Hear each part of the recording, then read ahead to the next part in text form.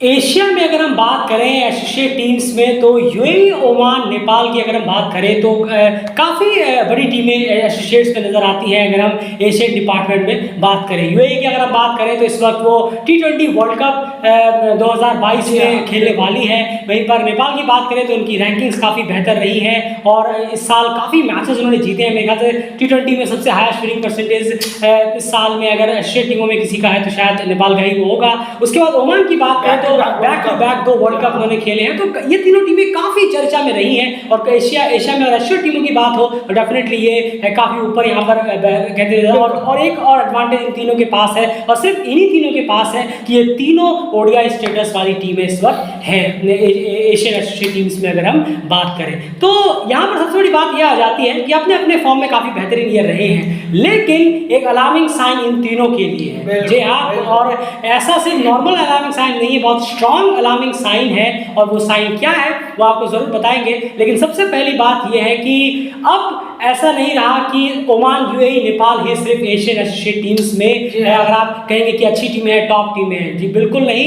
इन तीनों के लिए एक अलार्मिंग साइन ये है कि वो 3 टीमें भी बहुत तेजी से ऊपर आती हुई नजर आ रही है। जी हाँ, एशियन एसोसिएट्स में अगर हम बात करें तो कहीं ना कहीं दूसरी टीमों का भी जो अब दबदबा है वो धीरे धीरे सही लेकिन बढ़ने की कोशिश जरूर कर रहा है। हम यहाँ बात कर रहे हैं हांगकांग, कुवैत और बहरीन टीम की। जी हाँ, इन तीनों टीमों का जिस तरह का परफॉर्मेंस रहा है अभी कुछ फिलहाल में इस साल में, डेफिनेटली एक अलार्मिंग साइन तीनों को ही जाता है, यूएई, ओमान और नेपाल को, कि किसी भी हाल में ये किसी भी खास करके इन 3 टीम्स को एशियन एसोसिएट्स में हल्के नहीं ले सकती। जबकि पता है कि आने वाले वक्त में एशियन क्वालिफायर्स वगैरह होने हैं, एशियन रीजनल क्वालिफायर्स भी होने हैं, एशिया कप के भी क्वालिफायर्स होने हैं। तो सबसे बड़ी बात है यार, ऐसा क्यों हम कह पा रहे हैं कि हांगकांग, कुवैत और बहरीन जो है वो एक अलार्मिंग साइन बनते हुए नजर आ रहे हैं यूएई, ओमान और नेपाल के लिए। बिल्कुल, देखिए सबसे पहले तो बात करें अगर कि जिस तरीके का क्रिकेट, फेयरलेस क्रिकेट आजकल का जो माहौल है, जो बहुत ज़्यादा सुना जाता है, वो ये तीनों टीमें बखूबी खेलना जानती हैं। आप हांगकांग को देखिए, हांगकांग कितना ज़्यादा स्ट्रगल कर रहा था अभी 50 ओवर में। अगर आप देखेंगे हांगकांग को तो काफ़ी स्ट्रगल करता हुआ नजर आ रहा था। अच्छा खेला, कुछ मैचेस अच्छे खेले, लेकिन फिर भी वो रिजल्ट निकल के नहीं आया जो आना चाहिए था। लेकिन जिस तरीके से हम स्पेशली T20 की हम बात कर रहे हैं यहाँ पर, जैसे ही वो T20 फॉर्मेट में आते हैं तो direct Asia cup qualifier cross कर जाते हैं, टीमों को हरा देते हैं, यूएई को हरा देते हैं, मात दे देते हैं। एक शो क्लास इंडिया के खिलाफ 150 रन, सबसे ज़्यादा एक एसोसिएट टीम बनी जिससे सबसे ज़्यादा इंडिया के खिलाफ हाईएस्ट रन बनाए किसी भी एसोसिएट टीम ने। अब आप सोच कर देखिए क्या गेम का मतलब लेवल सोचिए आप कि आज कहाँ हांगकांग पहुँच गया है कि इस तरीके के लेवल से क्रिकेट खेल रहा है। और वहीं पर कुवैत को देखेंगे, 8 में से 6 मैच जीते हैं उन्होंने इस साल। बिल्कुल, आप सोच के देखिए, 8 में से 6 हैं और एक में उन्हें हार मिली है और एक सुपर ओवर में गया था जो कि जी हाँ सुपर ओवर जीता था। जी हाँ, बहरीन जीता था।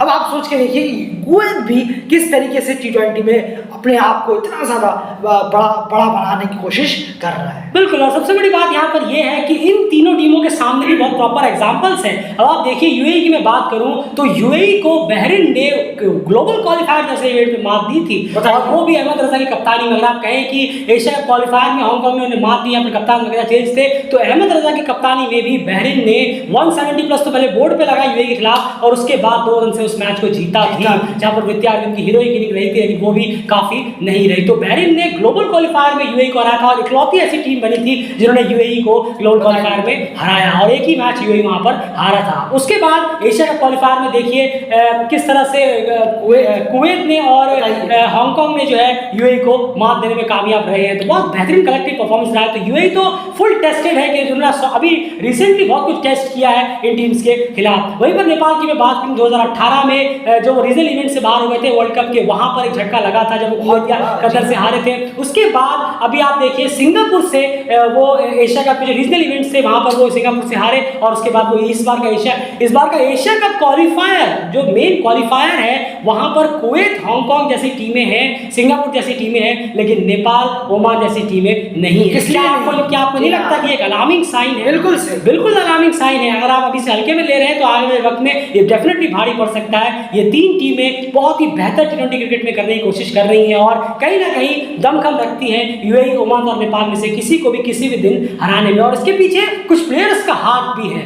अगर हम बात करें हांगकांग के पास, अगर मैं बात करूं सबसे पहले कुछ ऐसे प्लेयर्स हैं जो किसी भी दिन इन टीम्स के खिलाफ, ओमान, यूएई, नेपाल के खिलाफ अपना सुपर शो दिखाकर इनसे मैच छीन सकते हैं। बिल्कुल, देखिए हांगकांग की टीम में इतने ज़्यादा एक्सपीरियंस प्लेयर हैं, बताने की ज़रूरत नहीं है उनके पास उन्हें। और हांगकांग एक ऐसी टीम है जिनको ये मालूम है कि उनके पास काफ़ी वक्त से सेम प्लेयर चले आ रहे हैं। बिल्कुल, ये तो बहुत बड़ी बात होती है, वरना हम देखते हैं कि थोड़ा मैच खेला, थोड़ा नाम हुआ तो किसी और टीम में, बड़ी टीम में कॉल अप आया और वो चले गए, जैसे मार्क चैपमैन हुए, आपके टिम डेविड हुए, ये सब अलग अलग रास्ता अपना लेते हैं। लेकिन हांगकांग में कुछ प्लेयर अभी भी हैं जो मौजूद हैं टीम में, निजाकत खान, किंचित शाह, बाबर हयात, यासिर मुर्तज़ा अभी नए जुड़े हैं, ज़्यादा इतने भी नए नहीं है लेकिन जुड़े हैं टीम के साथ, एजाज खान जो right arm medium fast bowler हैं, और वहीं पर आपके एहसान खान जो कि स्पिनर है, इतने पुराने स्पिनर हैं और परफॉर्म भी इन्होंने इंडिया के खिलाफ किस तरीके से किया वो भी हमने देखा। इन्हीं प्लेयरों ने मिलकर इंडिया के खिलाफ 150 रन भी बनाए, इंडिया के खिलाफ थोड़ी सी बॉलिंग भी कोशिश की अच्छी करने की। बिल्कुल, ये इनके की प्लेयर्स हैं, ये 6 जन। बिल्कुल वही। अगर कुवैत बहरीन की बात करें तो कुवैत और बहरीन में भी कुछ ऐसे प्लेयर्स हैं जो किसी भी हाल में, किसी भी सिचुएशन में मैच बदलकर आपको कड़ी टक्कर दे, और सिर्फ टक्कर नहीं दे सकते। ये बात बहुत होती है, इसलिए हमने इन तीन टीम्स को पिक किया। ये तीन टीम्स आपको सिर्फ टक्कर नहीं देंगी, आपको हराने का दमखम रखती है, और यूएई उसका एग्जांपल है, नेपाल भी उसका एग्जांपल रहा है हाल फिलहाल में। खास करके ये तीन टीम्स की बात कर रहे हैं टी20 क्रिकेट में, ये इसे आप किसी भी हाल में लाइटली नहीं ले सकते। कुवैत बहरीन के कुछ प्लेयर्स के बारे में जानना जरूर चाहूंगा यार, कि वो कौन कौन से प्लेयर्स हैं जो कहीं ना कहीं बहुत इंपैक्टफुल रहे हैं, और जब भी इनका सामना इन टीमों से होगा, ओमान, यूएई, नेपाल से, तो किसी भी हाल में इन्हें रोकना मुश्किल होगा। बिल्कुल, देखिए कुवैत की बात करें प्लेयरों की तो आपके सैयद मोनी जो कि राइट आर्म बॉलर है, और नीचे आके तो उन्होंने क्या हिटिंग करते हैं वो बहुत ज़बरदस्त। यासिन पटेल है और संदारुवन है, मीत भावसर, ये दोनों की ओपनिंग जोड़ी बहुत कमाल की है, बहुत कमाल की, एक्सप्लोसिव है। मोहम्मद असलम जो खुद कप्तान है टीम के, लेफ्ट आर्म बॉलर भी हैं, स्पिनर भी हैं और थोड़े रन्स भी चिप इन कर लेते हैं। एडसन सिल्वा, इनका नाम काफ़ी है, एशिया कप क्वालिफायर से उन्होंने बहुत गेन किया है अपना, जिस तरीके का इन्होंने बताने की जरूरत नहीं है। 55 पे 7 थी, 54 पे 6 टीम थी और वो टीम कहाँ से पहुंच गई, एडसन का कमाल था। बिल्कुल। और बहरीन की बात करें तो बहरीन में आपके विरापथिरन जो कि बॉलर है, टीम के स्ट्राइक स्पिनरों में से एक है, और आपके सरफराज अली, उमेर तूर जो इसी यूएई के खिलाफ भी उन्होंने बहुत अच्छी पारी खेली थी, डेविड मैथियास जिन्होंने 45 मारे थे यूएई के खिलाफ, सेकंड या थर्ड डाउन आके, बहुत एक्सप्लोसिव बैट्समैन है, मिडिल ऑर्डर बैट्समैन है, ज़बरदस्त खेलते हैं। और साथ ही साथ इमरान अनवर जो कि टीम के स्ट्राइक बॉलरों में से एक है, राइट आर्म मीडियम बॉलर है, काफ़ी एक्सपीरियंस है, विकेट टेकर बॉलर है टीम के। और ये 5-6 प्लेयर हैं बहरीन के भी जो बहुत ज़्यादा इंपॉर्टेंट है। एक बात मैं ज़रूर कहना चाहूँगा कि अगर इनके साथ कोई सीरीज़ रखवाता है और अगर ये सोचता है कि अरे छोटी टीमें हैं, क्या करवाया,